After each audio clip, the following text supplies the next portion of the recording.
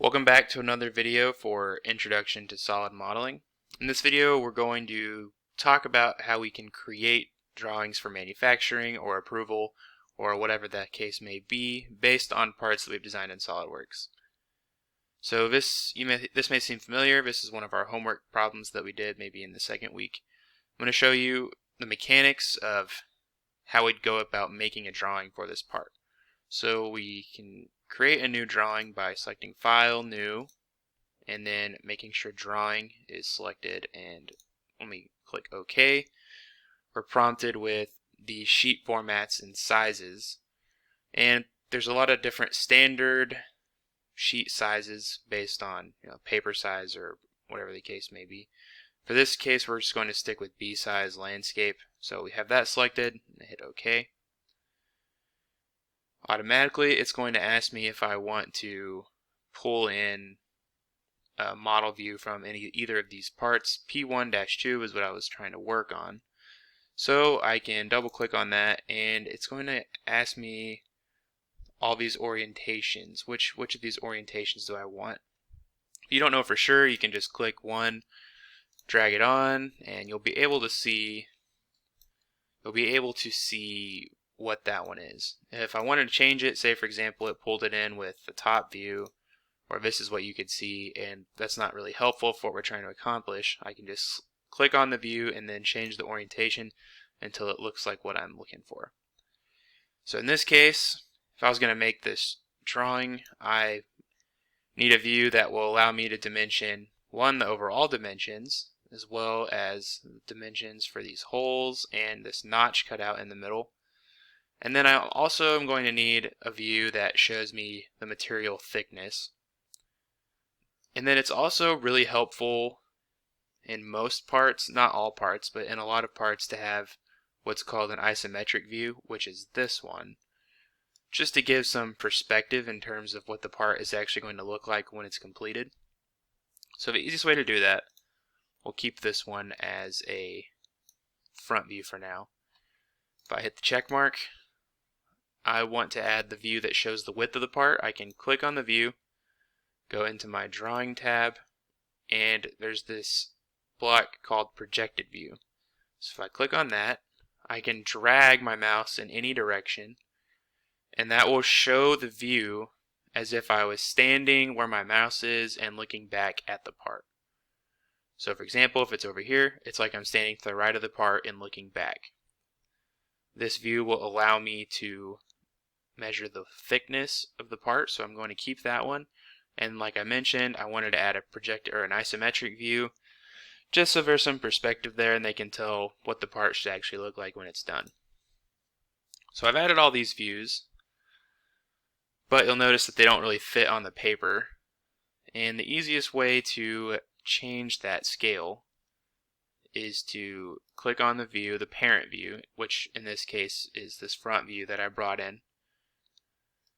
And we can scroll down to scale, and you can use the sheet scale and you can change that down here, but I think it's easier to just select use custom scale, and then you can just change this to make it match whatever size you want.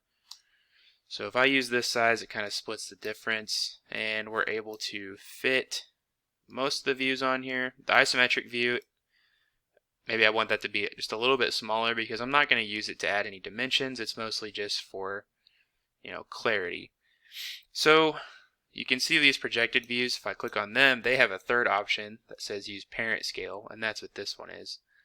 But in this case, I want to use a custom scale specifically for this view. So I'll click use custom scale, and then I'll just type in 1:1 or some scale that makes it fit what you're looking for. Okay, so you can see now I have the three views that I mentioned I wanted.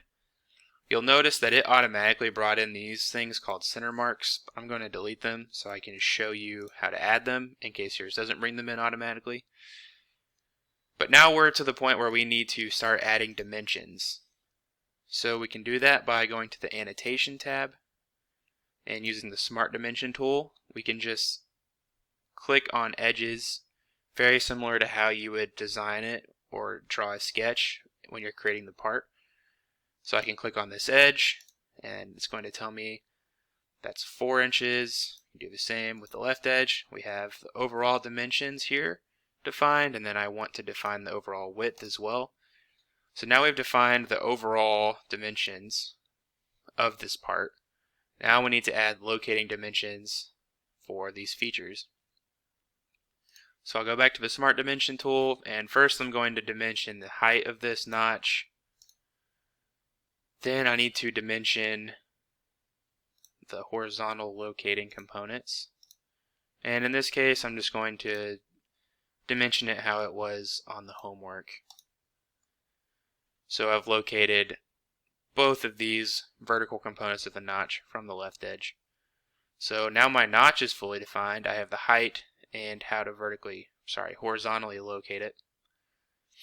So if we're looking at these two holes, it's not easy to dimension to them.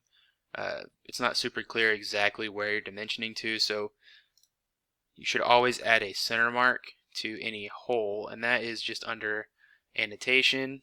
We click center mark, and then you can just click on the holes that you want to add center marks to. And another trick to indicate that these holes are aligned in a straight line horizontally is I can use a center line and connect them. So now I will only need one horizontal locating dimension for both of these holes. So I'll go back to the Smart Dimension tool, and I can go ahead and do that vertically locating dimension, and that is doing it for both holes. And then I can add the horizontal component for the first hole. And then let's define the spacing of the two holes. So now all I'm lacking is the diameter of these holes, and that works the exact same way. Use Smart Dimension, select the circle, and you can see it went ahead and added this diameter sign, 0.5 inches.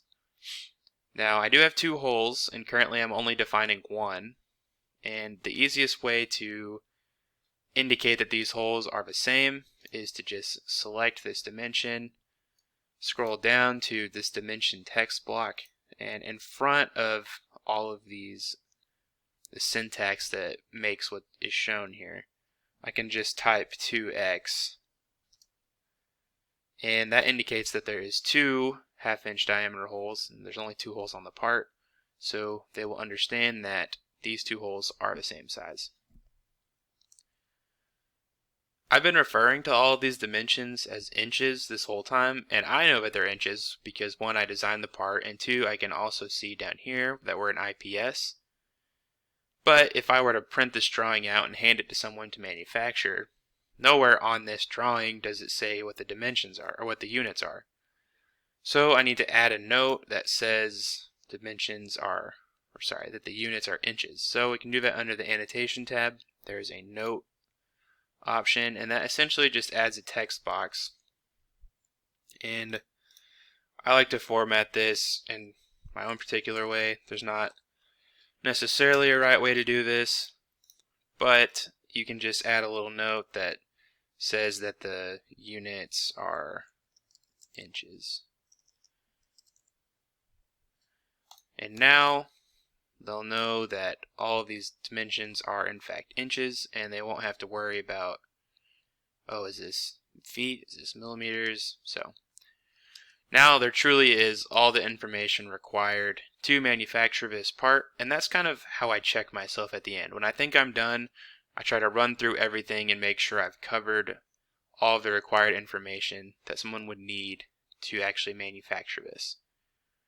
It's going to wrap it up for a basic overview of how to create drawings. There is several more tools we can use to show details in more clarity and be more specific, and I'll cover those in later videos. Thanks.